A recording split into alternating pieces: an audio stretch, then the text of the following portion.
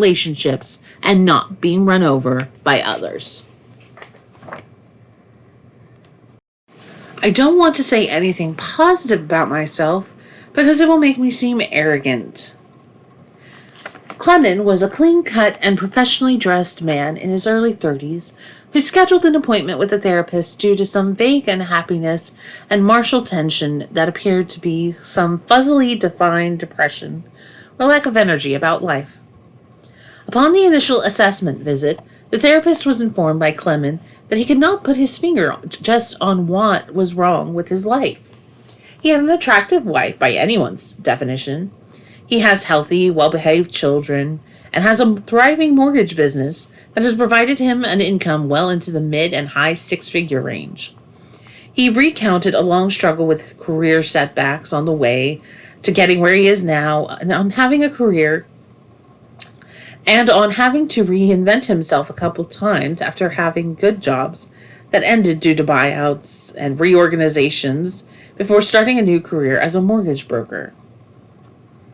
The therapist noted that Clement was strangely passive about claiming several apparent successes at reorganizing his life, and the very obvious strength of will displayed at continually fighting through these unfortunate setbacks that were no fault of his own. He also seemed strangely subdued about his accomplishments and the resourcefulness, talent, responsibility, and the drive it took to achieve this success. He appeared to take no pride in having a nice house in the suburbs, a beautiful wife who admired and respected him, well-behaved children, and a thriving practice that he built from the ground up into a very successful business. When asked why he seemed to be almost rejecting his rightful reward, Clement became uncomfortable and shifted in his seat, saying, "I don't want to talk about what I have and what I've accomplished to anyone because I just think it makes me sound arrogant, like I'm bragging or something." One of the most commonly seen struggles in my office over the years, especially with individuals who have sincerely embraced a personal faith and who are trying to live it out on a daily basis, is how to come to a coherent and practical definition of what it means to be either humble or arrogant.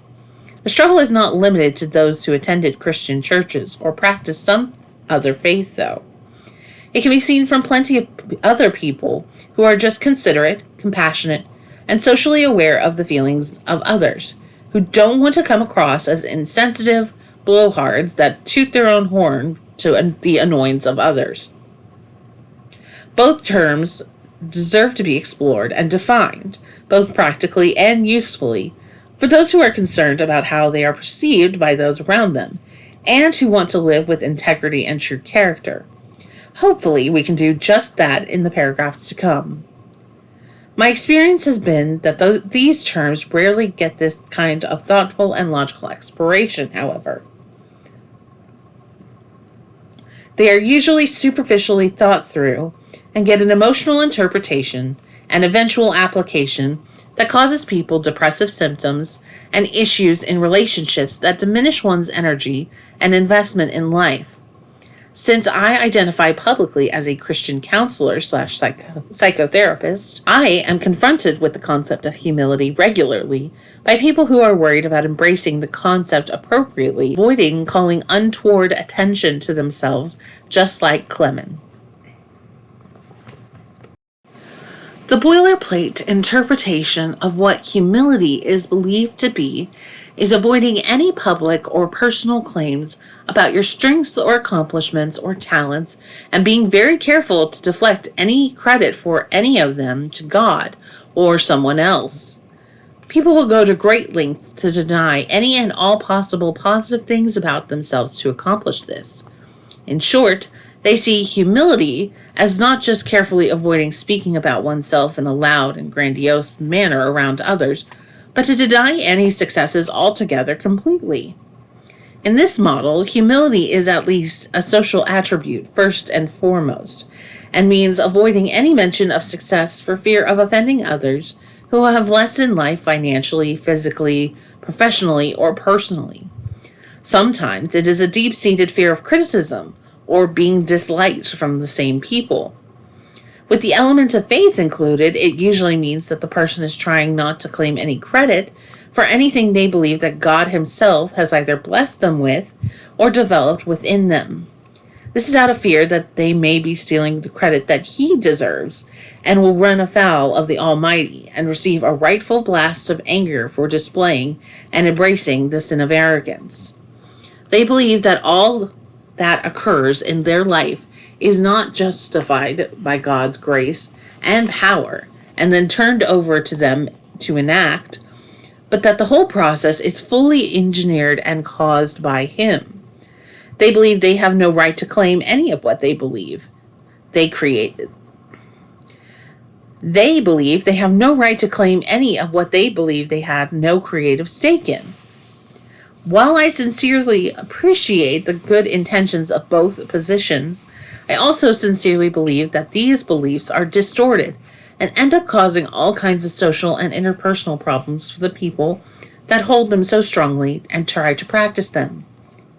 Let's tackle these two beliefs about offending others in a social sense and also offending one's God by assuming any responsibility for one's successes by first looking at the flip side of humility and examining what arrogance is believed to be and what it truly is. Most people would see these as being two sides of the same coin, and that this coin either flips up in the air and lands on one side or the other, and that you are either arrogant to speak well of yourself openly or humble to avoid ever doing so. It is seen as an either-or proposition with only two options, and neither really seems good on an emotional level, or it wouldn't come up so frequently in sessions. I would argue that this putting arrogance and humility on opposite sides of a coin is making the subject too simplistic, and that the practical interpretation is slighting the reality that there are more options here than two.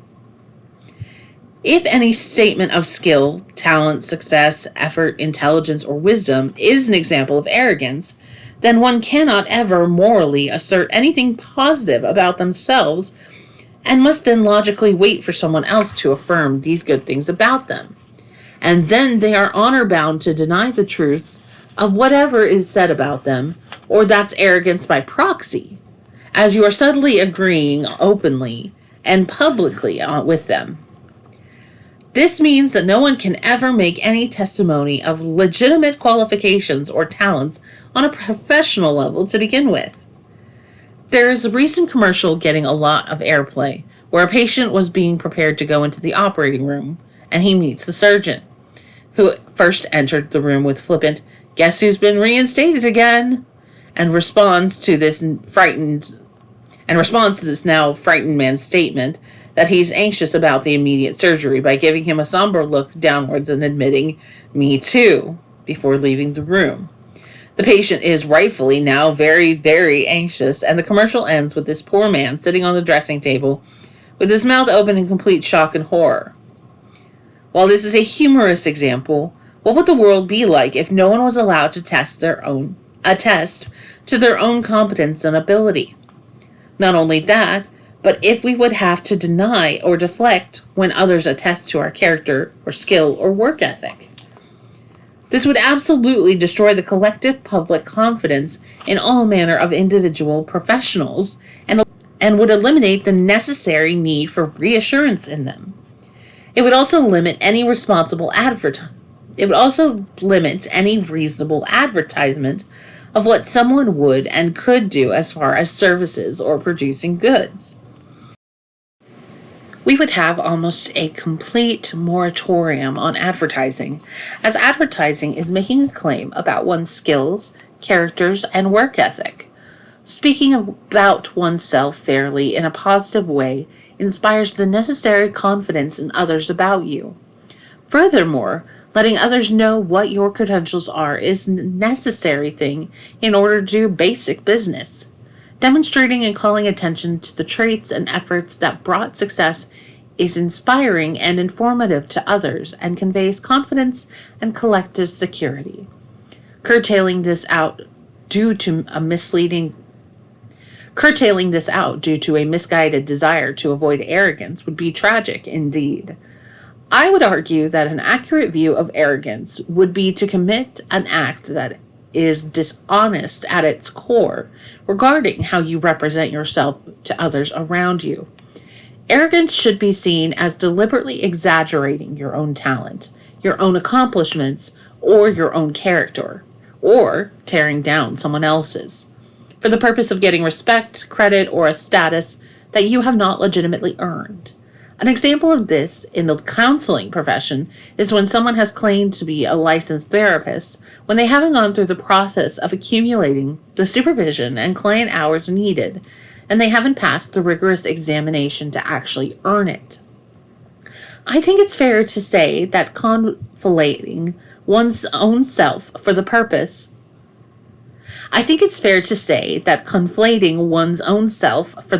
of getting status that is unearned is truly a form of arrogance. On an interpersonal level, you would experience someone being arrogant when they overstate who they are or what they've done for the purpose of one-upping either someone around them for either one's own narcissistic ego or to diminish someone else for one's own emotional gratification. I have told the story frequently in my sessions of a guy I knew in high school who claimed to be a black belt in Japanese karate. I have detailed that story in a previous chapter in this book.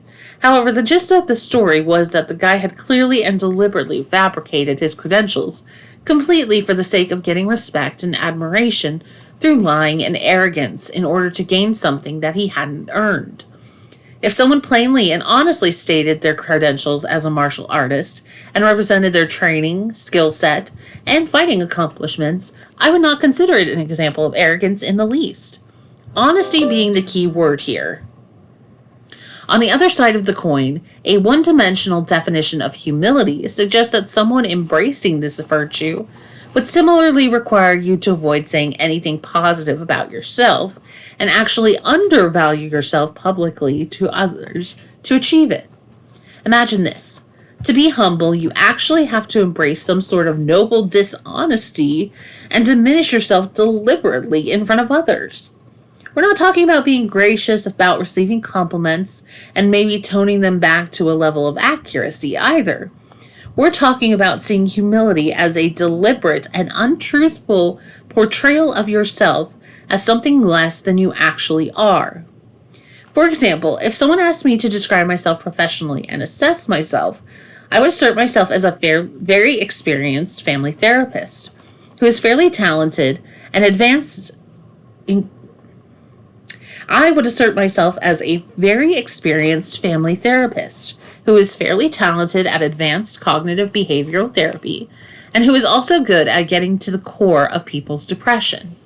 But with this model of humility, I would be forced to either refuse to give myself any positive credit for the skills or experience I have either deflecting. I would be forced to either refuse to give myself any positive credit for skills or experience I have by either deflecting the question altogether or telling you that I'm not all that and really have a lot to learn actually, or that there are a lot of better therapists out there.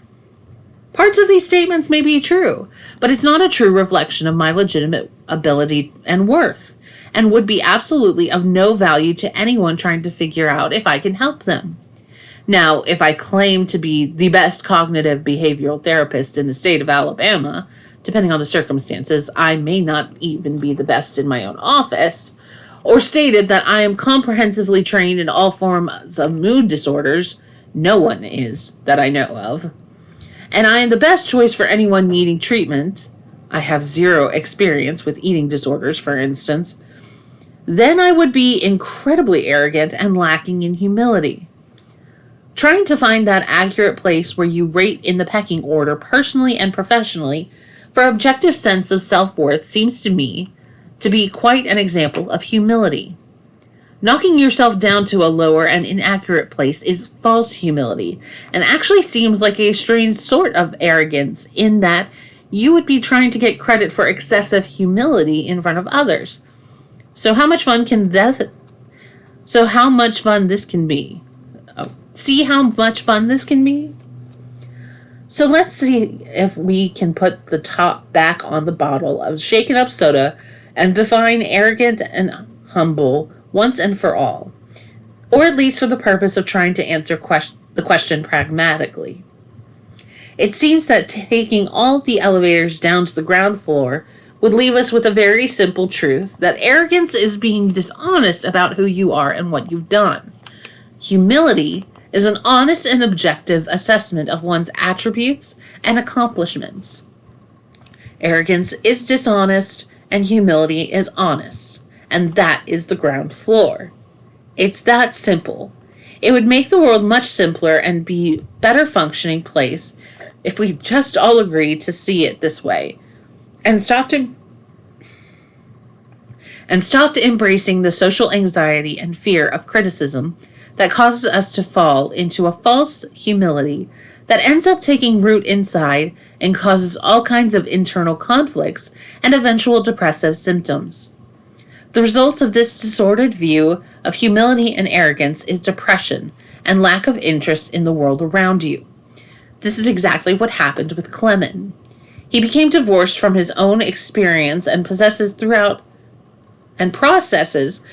his adult years and neglected to claim and internalize all the hard work, self-discipline, skill, talent, charisma, and his ability to delay gratification to accomplish things of importance to take care of others.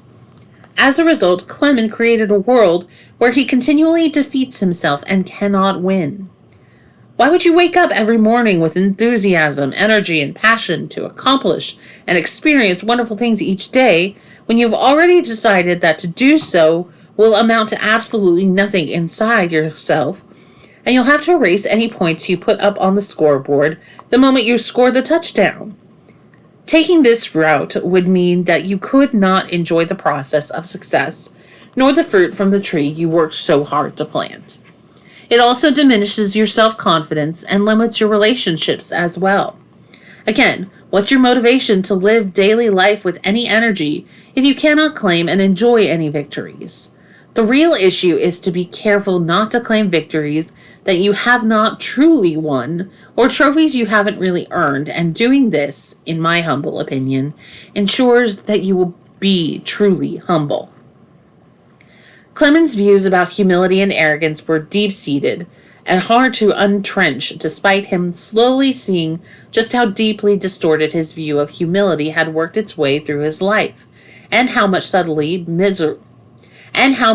misery it caused both himself and those around him.